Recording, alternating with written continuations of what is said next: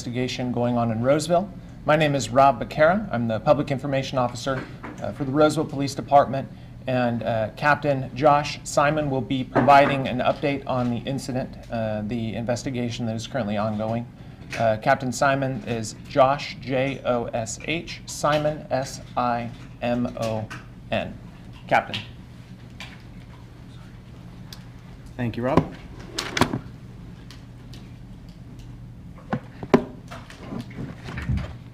Morning, everyone. Thank you for coming.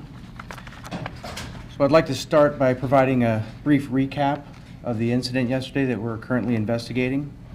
At about 12:11 p.m. yesterday, October 14th, 2019, the Roseville Police Department received a call from the Mount Shasta Police Department reporting they had detained a suspect involved in a homicide that took place in Roseville. The adult male claimed to have murdered individuals at his residence in Roseville. Another victim was inside his vehicle at the Mount Shasta Police Department in Siskiyou County, and other victims were at an apartment in Roseville. Officers were dispatched to the apartment complex in the 1800 block of Junction Boulevard, and they confirmed 3 additional victims were found deceased at the scene. We completed an extensive interview with the suspect, and based on this interview, we believe that he is the sole suspect in the 4 homicides. Based on the information we have thus far, it appears the victims are members of the suspect's family. Pending positive identification notification from the Placer County Sheriff Coroner's Office, we're not releasing the identity of the victims. We can confirm the 4 victims consisted of 2 adults and 2 juveniles. We will release further identifying information in conjunction with Placer County. We can identify the suspect as Shankar Nagappa Hanggood, who is a 53-year-old male out of Roseville, and you'll see his photograph over here to my left. He was taken into custody yesterday by the Mount Shasta Police Department. The suspect has since been transported to and booked into the Placer County Jail, charged with 4 counts of murder. He'll be prosecuted in Placer County. It appears the victims were killed by this suspect over a few days' time span. We're still working to put that timeline together. We can confirm the victim he had in his vehicle in Mount Shasta was an adult male of East Indian descent. At this time, we are not releasing a motive for these crimes, as this remains an active investigation. We're continuing to work in coordination with the Mount Shasta Police Department, Placer County District Attorney's Office, Siskiyou County District Attorney's Office, and Siskiyou County Sheriff Coroner's Office. Now at this time, I'm going to ask for the public's assistance with the following information.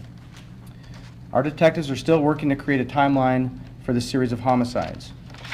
Within the last week, this suspect left his home in Roseville with 1 adult male victim of East Indian descent. They drove away in his vehicle. They drove from Roseville, traveled to unknown places in Northern California, and ended up in Mount Shasta. If you have seen this suspect accompanied by an adult male of East Indian descent, please contact the Roseville Police Department at the number posted to my left. And we're still actively working to contact family to notify next of kin. If you have information about this family, we are asking to please contact the Roseville Police Department at the same number. So I'd like to close by just saying a couple things here. So Roseville is an extremely safe, family-oriented community. This incident has touched the lives of many throughout our area. This is an evolving investigation that's less than 24 hours underway. We appreciate everyone's patience as we work to share more information as it becomes available. Before you leave today, we have a sign-up sheet in the back of the room. If you'd like to receive a digital copy of the suspect's photo, as well as a digital copy of the suspect vehicle, we're happy to provide that to you, and just leave your information in the back of the room. At this time, I can take just a few questions from you. Yes, ma'am.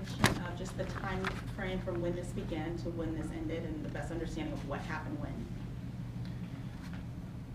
We really can't provide that timeline. We're estimating that this could go as far back as a week, but it very well could be just several days ago, and that's one of the challenges that we're facing, is trying to identify the start of this timeline from when the suspect left his residence in Roseville and then traveled through Northern California to end up in Mount Shasta. So just to be clear, when you're talking about a week ago, we're not sure if he was gone a week ago and then came back, or if that was by that time when he left, all the killings had already happened.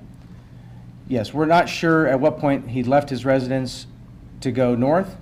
We don't know if he came back and then drove out again.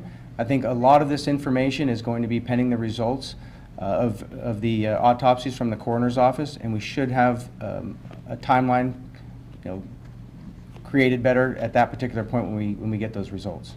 Judge, were these teenagers, or were they younger than that for these juveniles? Yeah, because this is still pending the notification from the coroner's office, the information that we feel comfortable releasing at this time, that 2 of the victims were adults and that 2 of the victims were juveniles.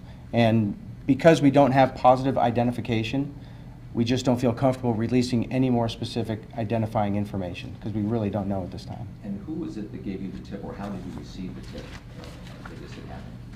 So the suspect himself drove to the Mount Shasta Police Department with one of the victims in his car and made a confession to them to start off this investigation. And he gave you the exact address?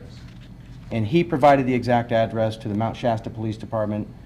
They called us and gave us the information, and we drove to the apartment complex and did a welfare check and found the other 3 deceased people.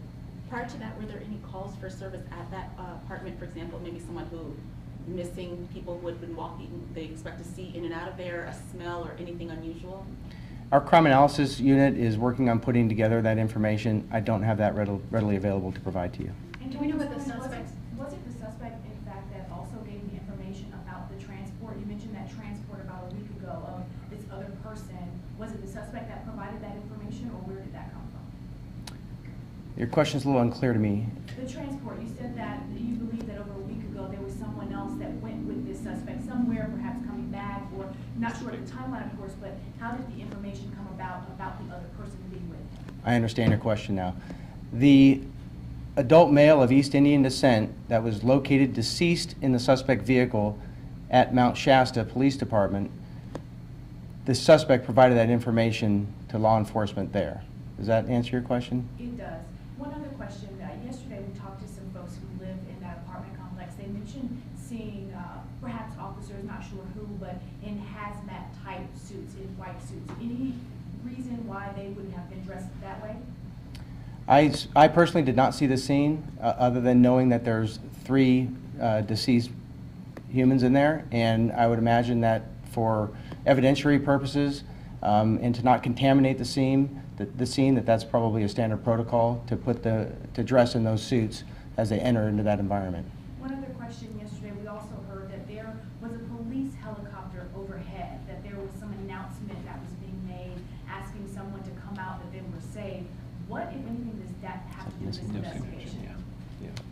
I believe the incident that you're talking about that was within the same time frame is that we had a report of a missing juvenile, and the helicopter was helping us alert neighbors and people in the area to keep a lookout for this juvenile. The juvenile was found and was safe and brought back home. And does that have anything to do with this case? Has no connection at all with this case. Do we know what the suspect's mental health was when he confessed to all of this? What is that mental health like right now? In terms of the way the suspect, the way he acted, the way the conversation went, that is information that's going to be part of this investigation. That is something that I don't want to speculate on, and I cannot release that type of information to you at this time. The 4 victims are part of his immediate family? We believe that based upon the information that we have, that those 4 victims are family members. However, we have to wait for confirmed notification from the Placer County Coroner's Office to really identify the names of these people and how close of a family members that they actually are to the suspect. Did the suspect give any indication of why he decided to come forth with all this information? In terms of anything that the suspect provided the detectives during the interview, I'm not going to elaborate on that, and I don't want to speculate as to what he said to the investigators, as I don't have that information. So I'm sorry I don't have anything to share regarding that. Does this suspect have a prior criminal history at all? The criminal history is something I believe is protected. I don't know that information right now, but I think that even if I did know that information, I would not be able to provide that to you. Well, Do you can have a talk about motive how they yet? died? Is there a motive? The question was, is there a motive? Do you know a motive why he did this? The motive, I think, is something that you're going to find that comes out as a result of the investigation. Again, folks, this is, like I said, less than 24 hours underway. There are crime scenes that have been processed. The suspect has been interviewed, but there's a lot of stones that have been unturned that these detectives still need to look into before making a real determination about what the motivation was, what led the suspect to do the things that he did. How are Was the the victims deceased killed? person found in the car, did the person have like a gunshot, or what kind of injury did he have? In terms of cause of death, that's information that we're going to have to wait for the information from the Placer County Coroner's Office. So when they release that information to us, then we will work with the Placer County Coroner's Office and we will provide that information. Can you tell us if there was Let's visible talk about trauma the sus- let's talk though? Like, about the were they, suspect himself. looked like they'd been beaten up, or any visible ones, anything like that? I'm not going to comment on the state of any of the victims that were located. Captain Simon, can we talk about the suspect himself? What descent is he of? How long did he live in Roseville? Where did he work? Is there any information about him specifically that you released? More identifying information about the suspect will be made available to you that our PIO is going to put out with the additional information regarding the vehicle and the suspect's photograph, and he'll provide a little bit more detailed information about the suspect himself. Can you remember Is anything like he this happening in on that Roseville? vehicle? Anything of this magnitude, involving this many people? The question was, can I remember anything of this magnitude happening in our jurisdiction? Nothing comes to my mind that I can think back of something of this magnitude happening in the city of Roseville. It's not to say that it hasn't happened, but I don't recall any of this, and it's had an effect on the community. It's had an effect on the first responders and everybody involved. It's just a very sad, sad situation. Two more questions. Two more questions. Is there any reason why he may have gone to Mount Shasta? Does he have any connections up there that you guys know about? So that is a piece of the puzzle that we are still looking into and don't have the answer to. And I have the same question that you do. Any weapons? Did you guys were able to grab any weapons? Did he turn any weapons in? To my knowledge, there was no, well, when you say weapons, I think that can be a very broad definition. I don't have any knowledge that there was any firearms located in any of the crime scenes, but Last question. Sorry, Captain, can you clarify, was any portion of the crime committed outside of the apartment? Were all the people killed inside the apartment? And other than the car and the apartment, is there any other crime scene we're talking about here? the information that we have is that initially there was two crime scenes. One inside the apartment in Roseville, and the other one is the vehicle that was at the Mount Shasta Police Department. And then detectives are trying to backtrack to find if there are any other crime scenes along the path or whatever direction that the suspect took to get to the Mount Shasta Police Department. So there potentially could be other crime scenes, but that is definitely something that we're looking into. So to be clear, the person inside the car was killed inside the car? Is that, can we just clarify that? Was the person in the car killed in the? Unknown. It's something we can't confirm right now. So we will provide more information as it becomes available. Right now, if you are interested in getting a copy of the digital files of the booking photo and the suspect vehicle, we have a sheet over here that we'll pass around. When and if we do announce another press conference, we'll make sure to send it out to all of your stations. Thank you. Is there any concern there are any other victims